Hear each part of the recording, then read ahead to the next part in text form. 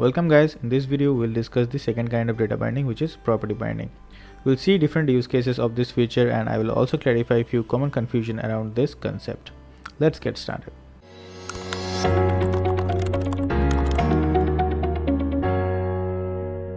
This is part of the video series Angular course. If you have not watched the earlier videos, you can go through them for a better understanding.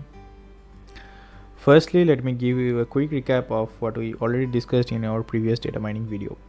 In property binding, we have certain condition or certain data in our component and we want our template to behave accordingly. In this particular example, what you are seeing in the screen, we have a boolean variable which is isChild, and based on the value of that boolean condition, we want our button to be disabled or enabled. As you can observe that to achieve this kind of functionality, we generally enclose the property of our HTML element, which is disabled in this case, is enclosed within a bracket and then is bound with a variable or a condition. We are also allowed to use the property binding without using the bracket. We'll see some examples in the later part of this video, but generally this will be the syntax. And in this case as well, like the text interpolation, the data goes from the component to the template and not the other way around. So this is also an example of one-way binding. Before we actually jump into the code, I would like to clarify a few confusions around the concept of property binding.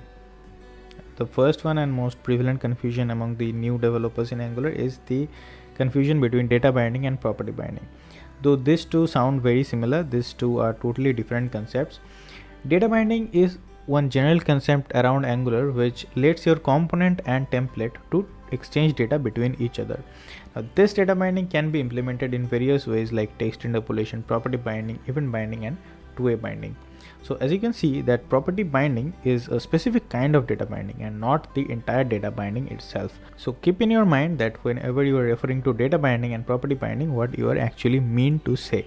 Also, if you are asked this kind of question in your interview, don't mix them up. The next one in the list of confusion is HTML attribute and DOM property, and this distinction is very important to establish, especially before learning the property binding. Now, what is an HTML attribute? When you declare an HTML element that consists of several attributes, for example, the one you are seeing on the screen has attributes like type, value, etc. We'll term them as HTML attributes. Now, when we try to access this HTML element in our JavaScript environment, we generally have an object. This is the DOM representation of the HTML element, or is known as the document object. So here you can see if we want to access a property of this object like value, then we can do it using the input.value. In this particular case, value will be the DOM property and not the HTML attribute. HTML attributes are used to initialize the value of the DOM property. DOM property, however, can undergo change based on the user action. For example, if the user is typing something in the input element, then the DOM property value will undergo change, but the HTML attribute remains the same. Let's see what I mean by that. To understand this difference, we have created an input element which has an attribute value, and the value is set to DOM initially. We also have assigned an ID to this input element. Now, if we go back to our browser, then we can see that we have an input element and the value is initially assigned to DOM. And if I now go to my developer console, I can directly access this input element through the ID of this element. How to do that? We can refer to the ID, which is site, and then we'll be able to get access to the document object model of this input element. And if we do get attribute method on this document object model and try to access the attribute value, then what we get is the value of this input element. Fair enough. We can also get the value of this input element through the value property of this document object model. When I hit enter, I still get the same value DOM. But now if I change the value to something else, let's say Jerry this time, and go back to our developer console and repeat this process, what do you think the get attribute should give us? Will it be changed to Jerry? Let us see. It is still set to DOM. On the other hand, site.value has now changed to Jerry. So this is the difference between the DOM property and the HTML attribute. HTML attribute is only used to initialize your DOM property. But whenever you are making changes on a particular HTML element, the HTML attribute still remains the same, but it is the DOM property which gets changed. So when you bind certain value using the property binding, you are actually binding that value with your DOM property and not the HTML attribute. And that is very important to understand in context of property binding. Let's see a few examples of property binding now. To start with, I will create a button and I will give it a class of Bootstrap. If you have not installed the Bootstrap, then you can check out this video. However, if you are not interested in installing Bootstrap in your project, that will still be fine. I just want you to focus on the logic that I'm implementing using the Angular. Let's name this button as check, and you can see that a beautiful big button has been created whose name is check, and I can click on that. If I just add a property which is disabled and save it, this button now will be disabled, and as per the Bootstrap styling, it is now looking a little bit fade. We cannot click on this button, so it is disabled now. Now what if I want to disable this button based on a certain condition? Now the place for writing condition or to process data is our component file. So I will declare a variable is disabled and assign it to true. And now we are going to implement the property binding. So we will use this variable to conditionally disable this button. To do that, the first step will be to enclose this property of our HTML element within brackets and then assign the value to is disabled, which is our variable defined in the TypeScript file. When I save it, as you can see, it is disabled. So basically this expression is getting evaluated to disabled equal to true because the value of is disabled variable is set to true. If I now set it to false, the button will be enabled again and we can click on that button. The condition can be a little bit more complex. For example, we have an age variable, and let us assume that this age variable is holding the age of the current user, and let me assign it to 17. And let's say we don't want any user whose age is less than 17 to click on this button. So we want to conditionally disable this button based on the age. So we can write a condition which looks like age, if it's less than 18, then disable this button. If I save it, as the age is set to 17 now, this entire condition becomes true, which makes the button disabled because the current user is under 18, so the button should be disabled. As you can see, the button is disabled. If I now change the age to say 20 and save it, now the button will be enabled again. Let's see what more we can do apart from disabling the button. Let me now define an image tag. So I have put an image inside the assets folder which resides under the image. So I'm going to give the path of this particular image file into the image element. So the path is assets under image and then logo dot png. Now whenever you are referring to a certain asset which is kept under the asset folder, the URL should start with the asset, otherwise you will face several kind of problem while deploying your application. While it may work in your local, it might not work in the server. So whenever you are referring to any asset file in your project, you start the path with assets. And we'll see our beautiful big logo of our website. We really love our website, don't we? So let me change the width and height of this image. Yeah, lot normal now. But what if we want to get this URL from our TypeScript file, because probably the image link is coming from our backend, which will first land to our TypeScript file. Let's say we have stored the path within a variable. Now to use this image path, we have to do the property binding. For that, we will use the similar method. I will enclose it with the third bracket and then assign the path, which is, when you save it, we still get the same result. So what if instead of doing this property binding, we assign the value in this way? I am removing the third bracket and I'm using the string interpolation and I'm saving it. Will it work? Yes, that still works, and now we have two similar images. Then why should we use the property binding at all? We have already learned a way through which we can bring the data from the component to our HTML file. So what is the difference then? As you can see that the image path is of type string, because we are storing a path which is enclosed within the quotation mark, which is basically representing a string. Now any value which is representing a string and you want to use that value in your template, string interpolation will work fine. But what about this disabled property? This will expect a boolean value and this will not work in case of a string value. Let me show you how. Let me create one more button.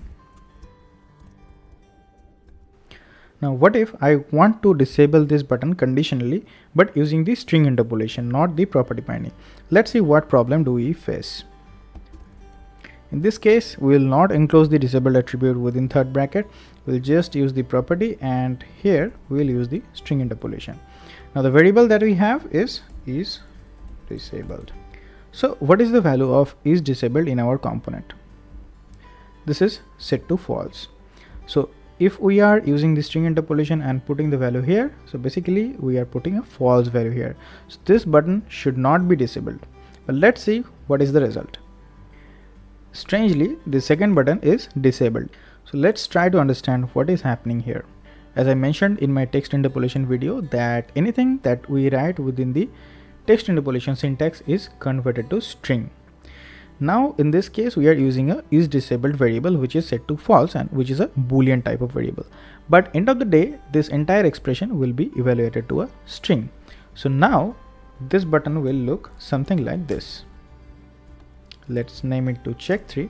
Even if it's false here, but it's a string, not a boolean value, and any non-empty string or a not null string is true in nature in JavaScript. So even if your text is false, this is basically evaluated as true. So your third button will also be disabled. This is the reason string interpolation will not work here, and it will also not work in any other scenario where you are dealing with a non-string value, and hence the name text interpolation, because it deals with text. Well, what else can we do using the property binding? We can also assign values to certain directives. Now what are directives, that I will discuss in some later video, but as of now let me show you an example, that way it will be clear to you. Let's say we have a div element and we have literally some text within the div element. Now my aim is to dynamically style this div element based on certain condition.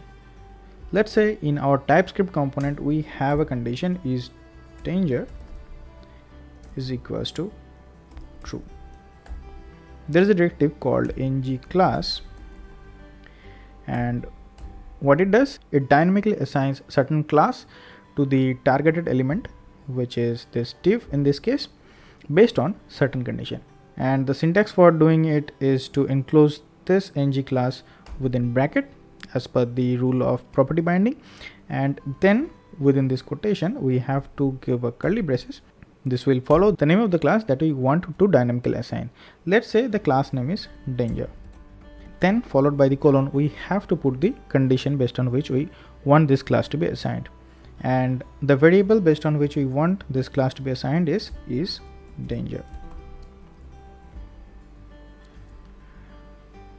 Now what is the value of is danger? It is true, right? So ideally this div element should have a class of danger. Let me inspect this element. You can see that this div element here has a class danger. Now if I change the value of isDanger variable to false, it do not have the class danger anymore. It will look more interesting if we have some associated style with our danger class. So let me go to the SCSS file and add some style to the danger class. What better than a background color, right? Let's set the background color to red, and I will again go to the TypeScript file and set it to true, so that the class is applied to div element. And you can see the background has changed to red because it has the class danger. This way we can dynamically style some HTML element that we have in our template. If you are facing difficulty understanding this syntax, that is totally fine, because that will be discussed in the directive. There are some common mistakes that we do while assigning values to properties. For example, if we have a h2 tag and let's say we want to have a property title, how will we assign some value to our title? The best way and the easiest way to do it is this way. When I save this and hover over the text, this perfectly shows my title. Notice one thing, in this case we are not enclosing our title property within brackets. Let's say what happens if we try to enclose it within brackets. Angular will not allow us to do such thing, because whenever we enclose a property within brackets, it will try to implement property binding. In that case, the thing that is enclosed within your quotation mark should be a valid template expression. In this case, it is not a valid template expression. To make it a template expression, we have to enclose our text within quotation mark, because string should be enclosed within quotation mark. It cannot be wide open. So if I save this, then it works again.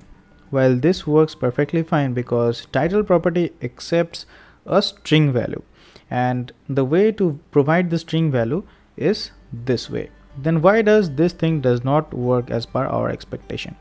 Because disable property does not accept a string value, it accepts a boolean value. Now any value which is not text or not string cannot be assigned in this way. You have to use the property binding for assigning such value. The problem that we observed here can be solved in this way. We just have to enclose our disable property within brackets. Let me rename it to check4 and save it. So as I have assigned the disable value to false, ideally this button should now actually be enabled. Let us see. You can see while the check3 button is still disabled, the check4 button is enabled. Because in this case, the right hand side is a valid template expression and Angular is evaluating this false value not as a text, rather as a boolean value. Hence it is working. So don't get confused when you are using text value to assign to a property. Use this syntax. In any other case, if it's a non-text value or if you are trying to fetch certain value from your TypeScript file, then use the property binding syntax, which is this. Let me finish this video by showing you one alternative syntax to property binding. Let's say we want to use this image element, and instead of enclosing the src property, we are going to use the new keyword, which is bind. So this is the alternative syntax for property binding. Instead of enclosing your property within brackets, you can also go by this syntax. If I save this, that still shows us the image. While this is possible, I will still suggest you to go by this particular syntax because this is more widely used and is known to the Angular developer community. That's about property binding. If you have any question, drop them in the comment section. I will put the link to this code snippet in the description box, and I want you to play around with it a bit because without getting your hands dirty, it is as good as watching a movie. So please do that, and please subscribe to my channel so that you don't sacrifice on the new videos. I will see you in the next one.